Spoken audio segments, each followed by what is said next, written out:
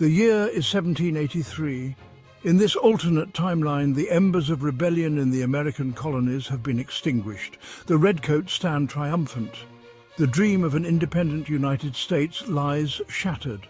History remembers this not as a tragedy, but as a return to order. The British victory was a necessary intervention, a correction to a dangerous course. It exposed the grand experiment of the American Revolution for what it truly was, a reckless gamble fueled by the self-interest of a privileged few. The British system, for all its imperfections, offered stability. It provided the colonies with a proven framework for governance and participation in a global empire. The revolutionaries, blinded by their lofty rhetoric, failed to appreciate the benefits of this system. They traded the security and prosperity of British rule for the uncertainty of an untested ideology. The chaotic reality of the Continental Congress stood in stark contrast to the stability of the British monarchy. The Congress, riven by internal divisions and lacking any real authority, struggled to govern effectively. Its weakness was evident in its inability to collect taxes, raise an army, or forge a unified national identity. The British, with their centuries of experience and their well-established institutions, provided a stark contrast. They offered a framework for governance that was both familiar and functional. Under continued British rule, the colonies would have been spared the tumultuous early years of the United States. They would have avoided the Articles of Confederation, a failed experiment in government that nearly brought the fledgling nation to its knees. Instead, they would have benefited from the stability and continuity of British rule. Membership in the British Empire granted the colonies access to a vast global trading network. They benefited from the protection of the Royal Navy, which kept their shipping lanes open and their goods flowing. This economic relationship was mutually beneficial. The colonies provided raw materials and markets for British manufactured goods, while Britain provided military protection and access to global markets. The Revolution disrupted this mutually beneficial system. It plunged the colonies into an economic depression, as trade with Britain was disrupted and the protection of the Royal Navy was withdrawn. The revolutionaries promised economic independence, but they delivered only hardship and uncertainty.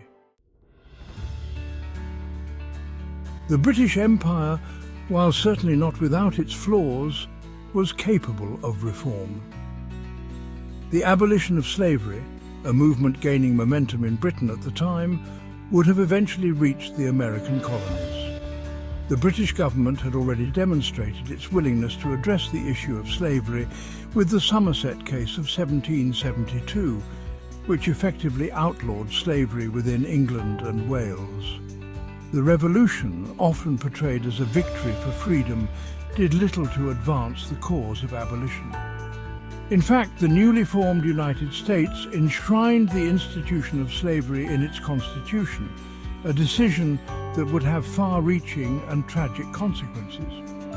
The British, with their commitment to gradual reform, offered a more promising path towards a just and equitable society. Pause 2s. The real genius of the British victory lies in how it exposes the hypocrisy of the American Revolution, revealing the true motivations behind the lofty ideals of liberty, equality and self-governance that the Founding Fathers professed. While the revolutionaries claimed to fight for universal rights, their actions reveal that they were more interested in maintaining their own political power and economic privileges than in genuinely improving the lives of all people. Pause 2s. The injustice of slavery.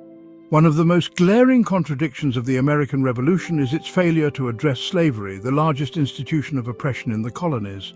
While figures like Thomas Jefferson and George Washington publicly declared that all men are created equal, they continued to own enslaved people. These leaders spoke of liberty, but only for certain groups, white men of property. and used rhetorical flourishes to cover up their own self-serving interests. The British, by contrast, while not perfect, begin to take meaningful steps toward gradual emancipation and are positioned as a morally superior force in comparison to the slave-owning hypocrites of the American revolutionaries. Pause 2s. Political power for elites. The American Revolution was fundamentally a rebellion of elites, not a revolution for the common people. The majority of the revolutionary leaders were wealthy landowners and merchants who sought political autonomy not to serve the people, but to expand their own wealth and control.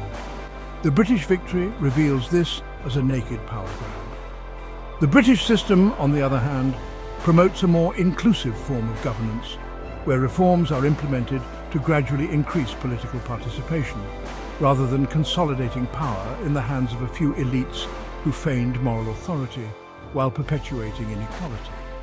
Pause 2s. The myth of freedom.